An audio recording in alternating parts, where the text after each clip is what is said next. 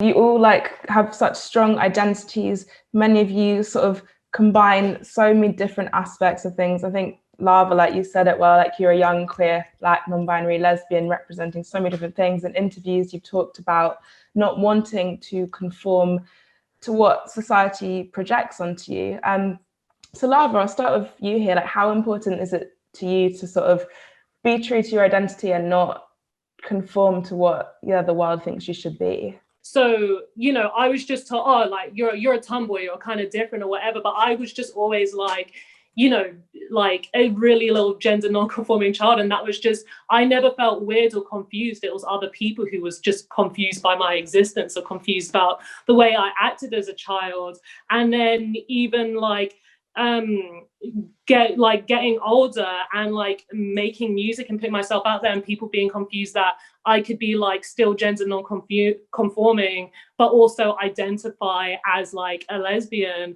There's a lot of things that still need to be put into this conversation where it's like yeah, this whole thing is like a spectrum. It's not, you know, at first people acted like it was a sort of like color wheel where it was almost like that this is like the red side and this is the blue side, and then oh, you're something in the middle. And now it's like, no, it's actually a whole spectrum with all these different gradients in the color wheel. You can be anywhere within that gradient and that's completely okay. But taking that into my music, I feel like I just wanted to, again, like what we were talking about in other spaces, like in the previous conversation, is like exist in all spaces that isn't just like, oh, well, it's just a queer thing.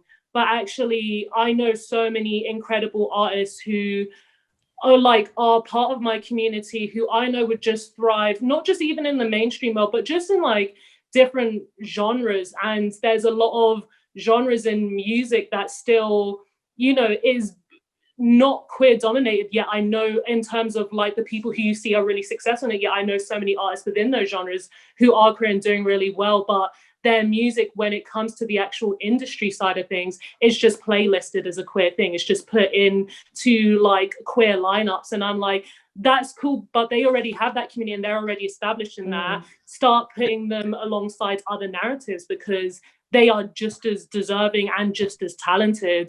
And yeah, for me personally as an artist, it was just important to be, you know, unapologetic and like no matter what genre and what field I was sort of like going into, and just be like, this is, you know, what I'm making, take it or leave it. And it, regardless, I'm going to try and create and build my own scene like around that in order to do that until, you know, it's a thing. I feel like if people won't put you in that place, you've just got to like, you know, if you can create it for yourself, like no matter how DIY as possible. And yeah, that's kind of just what I've tried to do, really.